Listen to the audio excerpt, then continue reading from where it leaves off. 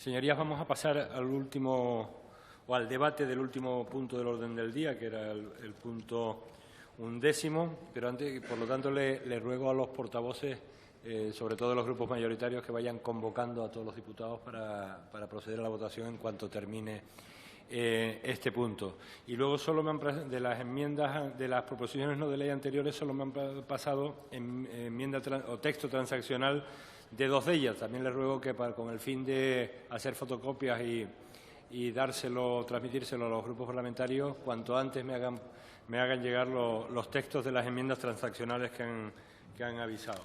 Pasamos entonces al punto 11 del orden del día, que es proposición no de ley relativa al desarrollo y aplicación efectiva de la Ley 45/2007 de 13 de diciembre de Desarrollo Sostenible del Medio Rural, e iniciativa presentada por el Grupo Parlamentario de Podemos, En Comú Podem, En Marea. Para su defensa tiene la palabra el señor Arrojo.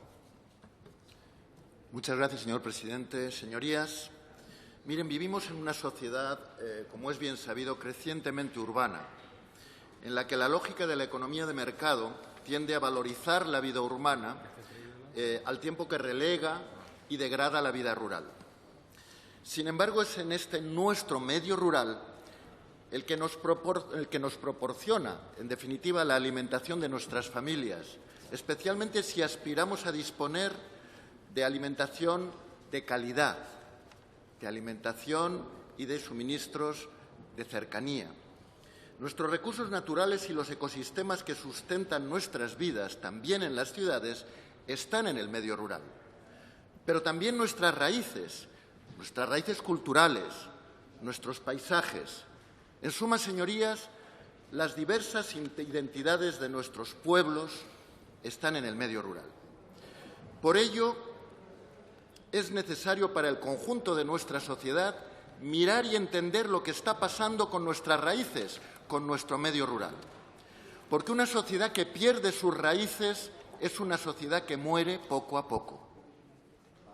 Por ello entiendo imperativo que, como representantes de esta sociedad, abordemos el reto de promover la recuperación y desarrollo sostenible e integrado de nuestro medio rural. Miren, la Ley de Desarrollo Sostenible del Medio Rural, que se aprobó en efecto, como se ha dicho, a finales del 2007, quedó durante esta pasada legislatura paralizada, desprovista de fondos de financiación y prácticamente olvidada. Entendemos, señoría, que esta ley merece ser reactivada en urgencia porque es una buena ley, en contra de lo que he escuchado hace un momento. Una buena ley para el medio rural y, por tanto, una buena ley para todo el país, por encima de ideologías partidarias y, por tanto, más allá de que fuera una ley promovida por un gobierno socialista, cuestión que, desde mi punto de vista, sin duda honra al Partido Socialista y no me duele en prenda reconocerlo. La ley se aplica y beneficia potencialmente a un total de 10,5 millones de habitantes, nada más y nada menos, de un 84,5% del territorio, de 7.869 municipios, entre los cuales se identifican en torno a 3.000, con arreglo a los criterios de la ley, que se consideran municipios rurales prioritarios, vulnerables, degradados. Miren, vengo de Aragón, en donde Teruel les aseguro que existe y en donde decenas de pueblos han sido abandonados en Huesca y en Zaragoza. Una característica clave de la ley es que promueve un desarrollo rural participativo. No sé si esa es la complejidad a la que se refería la portavoz del Partido Popular, pero esa es la gran característica. Es un desarrollo rural participativo, buscando el consenso y la implicación de todos los agentes sociales y económicos del territorio y de las administraciones públicas en sus diversos niveles. El plan de zona, en unas 105 zonas rurales, es el instrumento que elabora el conjunto de actores que establece las prioridades de desarrollo en un periodo de 5 años, y es la propia gente del territorio. Es la propia gente del territorio la que decide cómo se hacen las cosas. Representa una nueva forma de construir y planificar el desarrollo de abajo hacia arriba, aplicada a los territorios rurales. La otra gran virtud de la ley es que por primera vez se promueve un enfoque integrado del desarrollo rural. La ley asume la necesidad de realizar un cambio en el enfoque de las políticas públicas para atender a territorios y poblaciones con un enfoque fundamentalmente territorial e integral.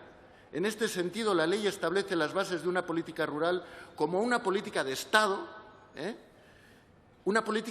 pero buscando, obviamente, adaptar esa política a las condiciones económicas, sociales y medioambientales particulares de las distintas zonas rurales, desde la participación de quienes viven en ese medio. En suma, una política de Estado territorializada que permite complementar la aplicación de los instrumentos de las políticas europeas y de las políticas sectoriales convencionales para promover un desarrollo rural sostenible. Es importante entender, y de nuevo hago mi llamamiento al Partido Popular para que lo entienda, es importante entender que el medio rural no es solo producción agropecuaria, sino que es y debe ser un tejido rural complejo, igual que una ciudad no es un polígono industrial. No es solo producción, es todo un tejido social. Por ello, superando enfoques agraristas simplistas basados en lógicas de mercado, en las que se prioriza el agronegocio y se olvida a las personas, se olvidan los territorios, los patrimonios naturales y los ecosistemas, esta ley, sin embargo, ofrece un enfoque integral y participativo. No en balde, esta ley ha suscitado verdadero entusiasmo, al tiempo que su bloqueo ha supuesto una tremenda frustración entre las gentes que sostienen día a día nuestro medio rural. Un enfoque integral en el que la mujer, los jóvenes, los jubilados, los servicios son esenciales junto a un apoyo integrado a la agricultura, a la ganadería, a la pesca y demás actividades del sector primario, pero vinculadas a la gente, a los agricultores que articulan el territorio y no al agronegocio que alimenta beneficios de gente que no suele vivir siquiera en el medio rural. Una visión, en definitiva, integrada que recoge el reto de defender y promover la agricultura campesina, es decir, la agricultura mirando a la gente que la hace y no simplemente al negocio agrario. Muchas gracias. Gracias, señor Rojo. A esta proposición no de ley se ha presentado una enmienda del Grupo Parlamentario Popular. Para su defensa, por un tiempo de 5 minutos, tiene la palabra doña Carmen Quintanilla. Muchísimas gracias. Sí, señor presidente, muchísimas gracias. Seré muy breve, porque creo que he contestado en parte al portavoz de Podemos, que coincido con usted, señor portavoz. Somos nuestras raíces, somos de pueblo y hemos puesto de moda, afortunadamente, los pueblos de España. Hubo una época que ser de pueblo era ser distinto. No me atrevo a calificar. Hoy hablar de mundo rural es hablar de desarrollo. Hoy hablar de mundo rural es hablar de una sociedad que apuesta por su futuro. Pero fíjese, el pasado 17 de abril, ustedes precisamente convocaron desde su grupo parlamentario a una jornada tremendamente interesante con una persona que conozco bien, como es el director general de Desarrollo Rural, el exdirector general de Desarrollo Rural, don Jesús Casas, que hoy es el director general de Desarrollo Rural de la Comunidad Autónoma de Asturias. Y además, en esa jornada, ustedes tuvieron presente a una organización sindical que se desgaja de la COA, que es la Unión de Uniones de Agricultores y Ganaderos. En el marco de esta jornada, precisamente aquí en sede parlamentaria, en esta misma sala, Juan Manuel Palomares, miembro de la Ejecutiva de Unión de Uniones, dijo en su intervención: quiero destacar la complejidad de la Ley 45/2007, la duplicidad de competencias en las distintas administraciones implicadas y la confusión del amplio abanico de políticas que pretendieron abordarse. Lo que, unido a todo ello, la ley tuvo problemas de ponerla en funcionamiento, así como una crisis económica la condujo a la vía muerte.